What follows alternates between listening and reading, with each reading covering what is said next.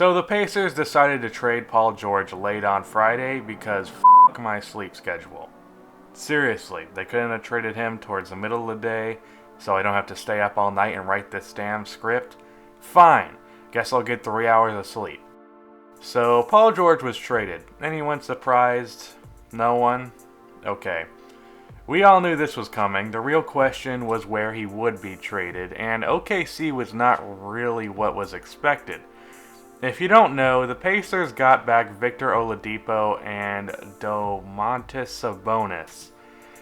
Was this a good trade for Paul George, a top 20 player? No, but you have to consider the circumstances. PG was basically forcing his way out. He's on a 1-year deal, and just about every source under the sun says that he plans to join the Lakers next season. He's essentially a 1-year rental. A very good 1-year rental, but a rental nonetheless. Oladipo and Sabonis for a 1-year rental actually isn't a totally bad trade. If the Pacers got picks out of this, it would have been a great deal, especially if it was like a 2020s pick, when the Thunder will most likely be really bad. But they didn't get a first round pick. So let's salvage the wreckage here. What do the Pacers have as a foundation for a rebuild? Well, first of all, I think Miles Turner is one of the most underrated young players in the NBA. He's basically a much more athletic LaMarcus Aldridge. He's also a much better defender. His mid-range shot is deadly, and this season he's shown signs as a three-point shooter, and it's expected to improve. This season he averaged 14.5 points, 7.3 rebounds, along with 2 blocks, on 51% shooting from the field and 35% from 3. Which are very good numbers for a second-year, 20-year-old player. And with a much higher usage rate next season with George gone, I wouldn't be surprised to see Miles average 22 and 10. I don't know if he can be a franchise player, but it's a decent starting piece. Now, after that, Oladipo is already 25, which surprised me. So he's going to be entering his prime now. And he averaged 15.9 points, 4 rebounds, and 2 assists on 44% shooting and 36% from 3. Decent numbers, sure, but for Paul George, it's not a lot. But look, Oladipo throughout his career has been put into a lot of bad situations.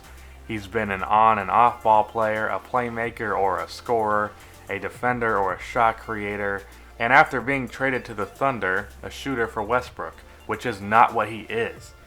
Now, I think with the Pacers, he will be handling the ball a lot, and I could see him averaging 20 points and 5 assists. After that, they don't have much. Sabonis maybe can be a starting caliber forward, but he shot poorly last season. But he showed flashes, and if that doesn't work out, hopefully their rookie TJ Leaf can be good for them. And maybe Glenn Robinson III can be something at them for small forward. As for what they should be doing going forward, a few players who should be traded. Thaddeus Young is a solid role player, so I could see them getting a late pick for him. And buying out Monte Ellis and Al Jefferson would probably be a good idea. As for free agency, they need a young point guard, and unfortunately, all I could find was Tyler Ennis, who was really good for the Lakers at the end of last season. Sorry. All the other point guards either suck or are veterans. Other guys I've mentioned before, Ben McLemore is low risk, high reward. Allen Williams will be a solid old school big man. And Jeremy Grant from the Thunder could be a steal in this free agency class, as a 3-and-D player who is crazy athletic. The best part of this for the Pacers is they are out of no man's land in the NBA, being a mediocre team that can't compete or rebuild. Best of luck to Pacers fans. Get ready to compete with the Bulls, Celtics, Kings, and Magic for the first pick. Should be a shitty ride. That's the end of this video. Please be sure to like and subscribe for more NBA content like this, and cue the outro music. I dare you play your cards, boy, you bet I'm a trendsetter too.